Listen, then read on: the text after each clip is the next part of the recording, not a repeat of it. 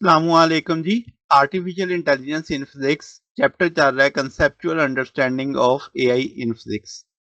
आज का टॉपिक है basic of artificial neural networks, जिसे एएनएन्स भी बोला जाता है।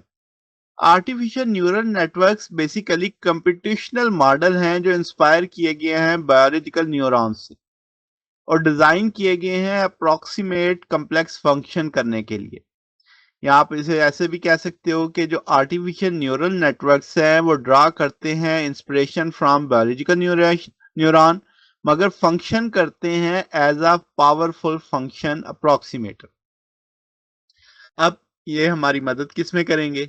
ये डेटा के पैटर्न को डायरेक्टली स्टडी करने में हमारी मदद करते हैं।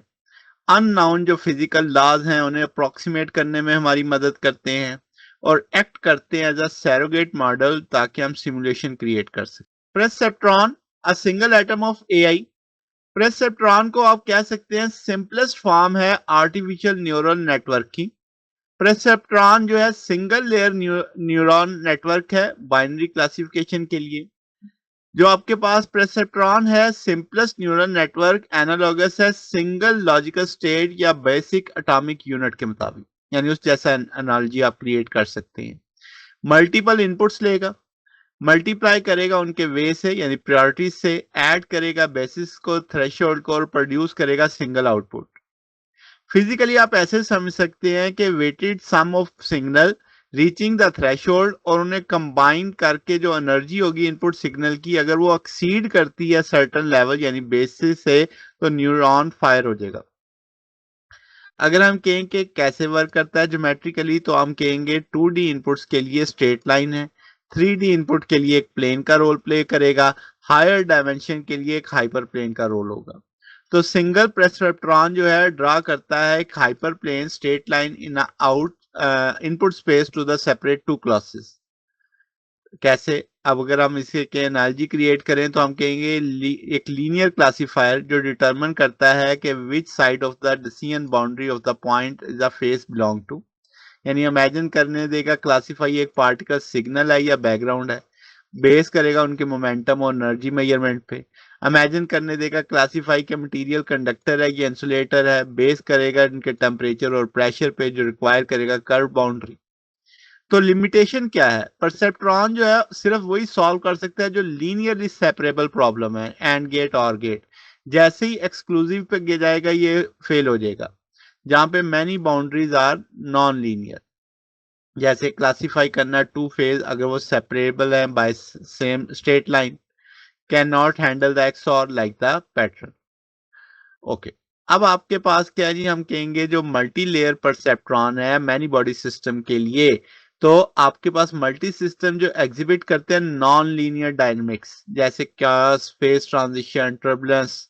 तो इनको सॉल्व करने के लिए नॉन लीनियर प्रॉब्लम को हमें परसेप्ट्रॉन को दो लेयर्स में लाना पड़ता है, एक इनपुट लेयर, एक हिडन लेयर और एक फिर आउटपुट लेयर। ये एमएलपी है, जैसे आप इस तस्वीर में देख सकते हैं।